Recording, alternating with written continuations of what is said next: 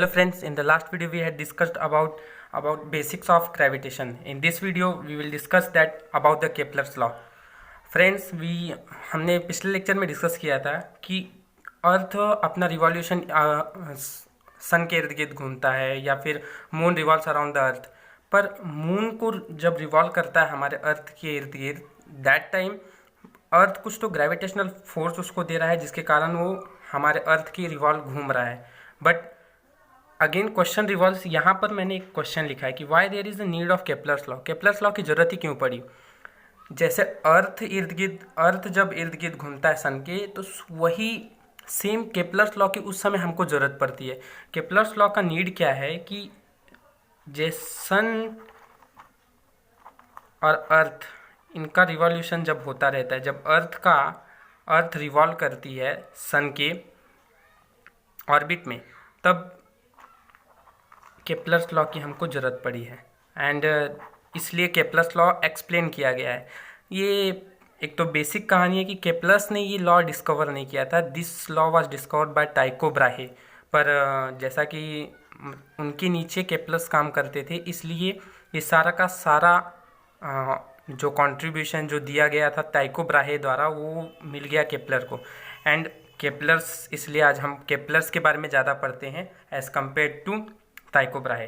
तो केपलर्स का first law क्या है? It says that the orbit of a planet is an ellipse with the sun at one of the foci.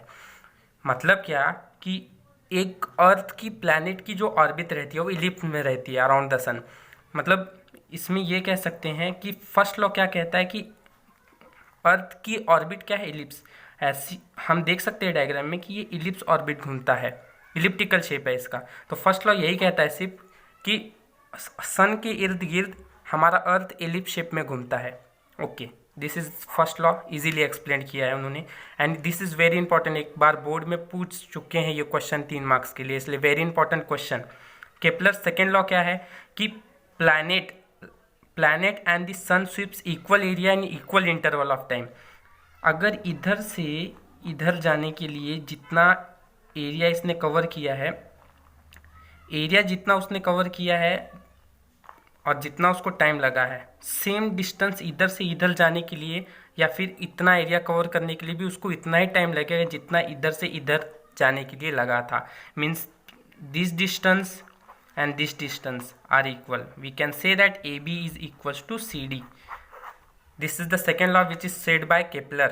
And हम ऐसे इसको learn कर सकते हैं कि equal area in equal interval of time, EA dash EI, equal area equal interval of time.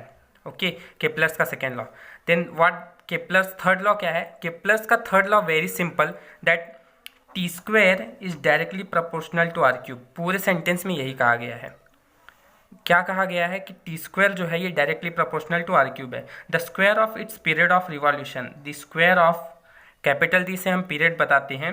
The square of periods of revolution around the sun के इर्द गिर्द is directly proportional to the cube of the mean distance of the planet from the sun. Mean distance हम R से denote करते, and this is the third law. T square upon R cube is equals to constant. हम ऐसे एक variable ले सकते हैं। So this is about the Kepler's law. ये केपलर ने 3 लॉज दिए थे which was discovered by Tycho Brahe, but सारे के सारे कॉन्ट्रीब्यूशन तो दिया गया, या फिर जो श्रेय चला गया वो केपलर को चला गया। Subscribe now and press the bell icon.